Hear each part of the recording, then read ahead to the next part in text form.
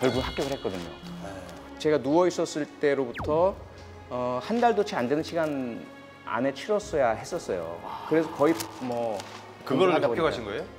예. 그것도 이제 오른손을 다쳐서 왼손으로 시험을 쳐야 했기 때문에 왼손으로 대학 가셨네. 왼손으로 풀어서 너무 왼손으로 사수했는데.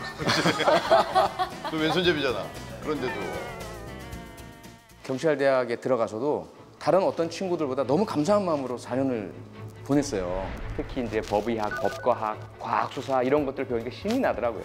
경찰관이 되고 아주 만족하고 살아왔는데 위기를 맞게 됩니다. 화성 연쇄살인 사건이라고 들어보셨죠? 네. 제가 그 당시 이제 9차 사건 발생할 때 화성에서 근무를 했었어요. 그 사건 같은 경우는 아주 거친 범죄고 야외에서 벌어졌고 무모했고 현장에도 증거도 많이 남겨 있었고 그런데 전혀 꼬리조차 잡지를 못한 거예요. 자괴감을 크게 느낀 거죠. 그리고 나서 이번에 어떤 사건이 발생을 했냐면 대학 입시 시험지 도난 사건이 발생을 했어요. 입시 시험지요? 입시 시험지요. 전무후무한 사건인 거죠. 전국의 모든 대학 입시가 무기한 연기가 되어버린 겁니다. 와. 결국 이 사건도 미제로 끝났어요. 못 잡았어요? 예. 그러니까 1년에 2개의 커다란 미제 사건을 겪고 너무 한계를 느끼게 된 거예요. 그리고 이제 또 한 가지는 그 당시에 이제 경찰의 분위기와 환경 자체가 상당히 좀 힘들고 어려웠어요.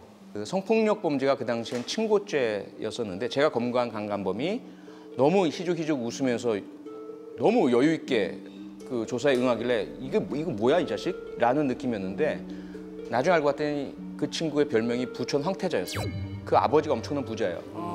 이런 형태의 성폭행을 여러 차례 저질렀는데 그때마다 아버지가 돈 주고 합의해가지고 전부 기소권 없음, 공소권 없음, 예, 친고죄니까.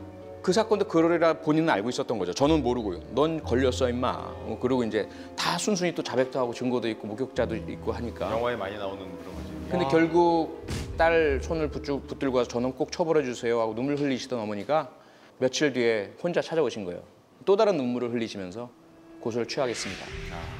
그런 이제 경험들 이런 걸 겪으면서 너무 힘들고 자괴감이 느껴지고 그리고 경찰 조직의 어떤 그 계급주의적인 분위기와 문화 여기에서도 많이 답답함을 느꼈을 때 하나의 또 사건 같은 공무원 대상으로 국비 유학 시험이 있으니 관심 있는 사람은 응시하라. 뭔가 저는 가슴 떨림을 느꼈어요. 그 공문을 보는 순간 아 셜록 홈즈를 찾아가야 되겠다. 아하. 제대로 된 그 범죄 수사 전문가가 될 수 있는 길을 찾아 나가야 되겠다. 죽어라 공부를 한 거죠. 그랬는데 또 기적처럼. 예. 몇 분이 가셨어요, 그래서? 그때 경찰에서 3명. 경찰 전체에서 3명. 그중에 제가 3등.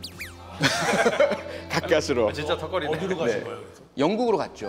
셜록 홈즈를 찾으러 예. 베이커 스트리트. 저한테는 오직 셜록 홈즈밖에 없었어요. 우리 때는 셜록 홈즈예요, 막. 예. 네, 셜록 그러니까 홈즈. 무조건 영국이고 범죄 심리, 범죄 수사, 기법 관련된 학과를 개설한 곳이거든요. 엑시터 대학교라고. 그렇게 해서 돌아온 이후는 여러분들이 다 아시는 그것이 알고 싶다.